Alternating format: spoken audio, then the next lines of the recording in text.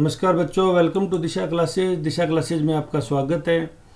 बहुत से बच्चों के मेरे पास सवाल आ रहे हैं कि HCS मुख्य परीक्षा स्थगित हुई है, उसकी क्या वजह है, क्या प्री स्थगित होगा।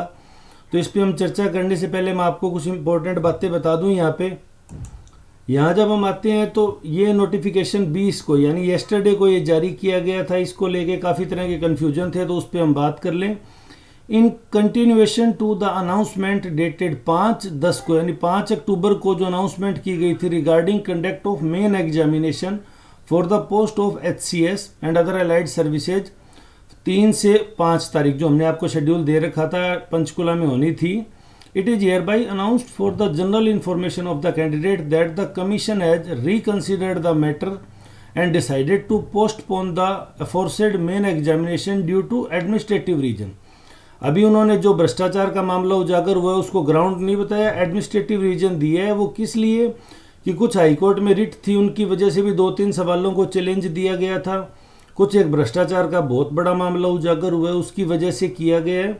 Further schedule of mains examination, या यहाँ ये मेंस एग्जामिनेशन को ही कह रहे हैं, दिस एग्जाम नहीं बोल रहे। For the aforesaid post as and when fixed will be displayed on commission website पे जारी कर दी जाएगी। अब बच्चों के सवाल आ रहे थे भी स्थगित होने के कारण क्या है सर, क्यों किया ये इसको। HCS का तो अभी तक कोई मामला पकड़ में आया नहीं। तो पहली बात तो बच्चों इसमें कि जांच एजेंसियों को वास्तविकता जांचने के लिए समय चाहिए। वो जानना चाहते हैं, उनको समय चाहिए भी किस किस परीक्षा को लेके वहाँ थोड़ी धांधली हुई थी, क्या वो धांधली HCS 2021 की जो परीक्षा थी उसमें शामिल है।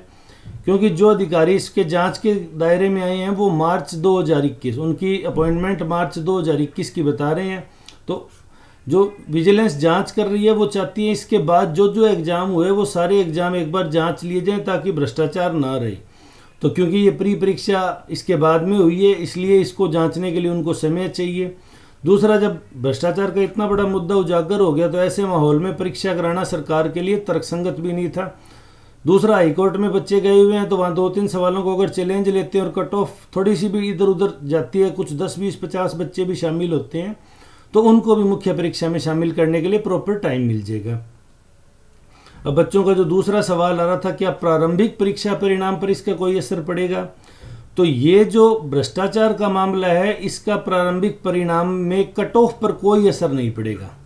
भ्रष्टाचार की देखो 2 चीज़ें चल रही है यहाँ, कट ऑफ डिफर कराने के लिए, चेंज कराने के लिए हाईकोर्ट से आदेश ला रहे हैं, वो एक अलग चीज़ है और ये एक अलग चीज़ है।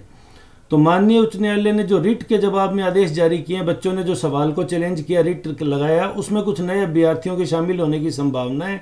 तो सरकार कट ऑफ चेंज करने की बजाय नए जो अभ्यर्थी रिट के थ्रू आ रहे हैं उनको डायरेक्ट शामिल कर लेगी। ये ऐसा पहले भी होता रहा है। ये दिशा क्लासेज पे चल रही है ये वीडियो। अगर आपको अच्छी लग रही है तो चैनल को लाइक और सब्सक्राइब करें। अगर कुछ बच्चे कह रहे हैं सर ये परीक्षा दोबारा होनी चाहिए, देखो लीगली तो बात की जाए तो परीक्षा दोबारा होने का अभी तक कोई कारण नहीं आया। तो लीगली तभी होगी जब सरकार 8 या 10 अभ्यर्थी ऐसे ढूंढ लेती है जिन्होंने प्रारंभिक परीक्षा में अपनी कट ऑफ की रेंज में जाने के लिए कुछ पैसे दिए हों। देखो विजिलेंस जांच कर रही है, रुपए बरामद भी कर रही है, पूछ भी रही है। काफ़ी परीक्षाएं ऐसी शामिल भी हुई हैं जहां घूस को मान्यता मिली है, भाई वहाँ पैसे दिए गए थे। अगर 8-10 अभ्यर्थी ऐसे मिल जाते, देखो 1-2 मिलता है तो सरकार उस 1-2 अभ्यर्थी को डिबार कर देगी भविष्य के एग्जाम के लिए, वो कभी किसी परीक्षा में नहीं बैठ सकेगा। लेकिन 8-10 अभ्यर्थी मिलते हैं और फिर सरकार को डाउट है भाई ये ज़्यादा भी हो सकते हैं, तो जांच कमेटी जो विजिलेंस है वो सरकार को रिपोर्ट करेगी भाई हमें लग रहा है इसमें मामले में गड़बड़ हुई है। क्योंकि कट ऑफ एक्सट्रीम आई गई, इतनी हाई कट ऑफ जाने की स्थिति में ना थोड़ा सा डाउट हो जाता है कि ये बच्चे कैसे आ गए इतने। तो हाई कट ऑफ में जाने के लिए कुछ बच्चों ने हो सकता है इस रास्ते को अपनाया हो, तो उस चीज़ को लेके भी चैलेंज हो रहा है। दूसरी, आपने अगर माननीय मुख्यमंत्री जी को या CM ऑफिस को ट्विटर वगैरह पे देखा होगा तो सरकार की टैगलाइन है, सरकार की आइडियल मार्क है जीरो टॉलरेंस नीति। किसके लिए? भ्रष्टाचार के प्रति। हरियाणा सरकार भ्रष्टाचार के प्रति रियल में जीरो टॉलरेंस रख रही है। नहीं तो वो चाहती तो एक छोटा सा मामला था इसे दबा के अफसर का ट्रांसफ़र करके विजिलेंस जांच इंक्वायरी बिठा के कुछ भी कर लेती, लेकिन उन्होंने सब चीज़ें पब्लिक के सामने रखी भी। इस तरह से हो रहा था, भ्रष्टाचार योग्य बच्चे नहीं आ पा रहे थे, कुछ सारी भर्तियाँ नहीं लेकिन कुछ भर्तियों के कुछ हिस्से, लेकिन सरकार को एक भी मंजूर नहीं है। तो सरकार जीरो टॉलरेंस रख रही है। अगर वो लागू कर देती है सरकार और एक भी बच्चा मिल जाता है तो प्रारंभिक परीक्षा को भी पुनः कराया जा सकता है।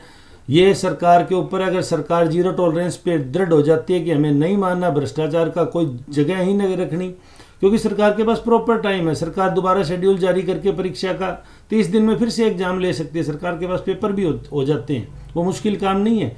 लेकिन वो सरकार की इच्छा, सरकार की बदनामी भी है। देखो दोबारा कराएगी तो सरकार को लोग फेल्योर मानेंगे। अब सरकार इस चीज़ को लेके कितना प्रिपेयर है तो सरकार बताएगी आपको। लेकिन अगर मुख्य परीक्षा पोस्टपोन्ड होती है तो वो कितने दिन के लिए हुई है, तो कुछ बच्चे कह रहे हैं 1 महीने। मैं आपको कहूँगा ये 45 से 60 दिन, क्योंकि प्री के रिजल्ट और मेंस के बीच में सरकार 45 to 60 डेज रखने की कोशिश करती है। तो जो बच्चे हाईकोर्ट रिट पिटिशन के द्वारा आएंगे नए, उनको एटलीस्ट इतना समय तो सरकार देगी।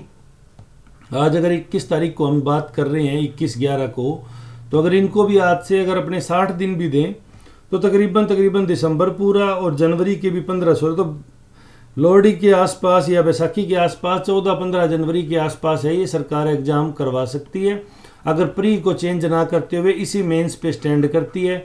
बाकी सरकार जितनी तेज़ी से कर रही है, जो विजिलेंस के जांच अधिकारी कह रहे हैं भाई हम हर परीक्षा की जांच करेंगे जो मार्च 2021 में उन अधिकारियों के अपॉइंटमेंट के बाद में हुई है, ताकि हम कोई भी ऐसा ग्राउंड नहीं छोड़ना चाहते।